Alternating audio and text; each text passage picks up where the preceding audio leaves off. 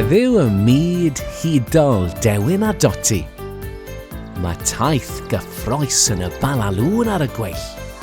Mae gen I fap fan hyn. Edrychwch! Mae'n dangos I ni ym mhe mae'r trysorau bach ar hyd ein taith. Beth am ddweud wrth ein ffrindiau I ble I ni'n cael mynd, Doti?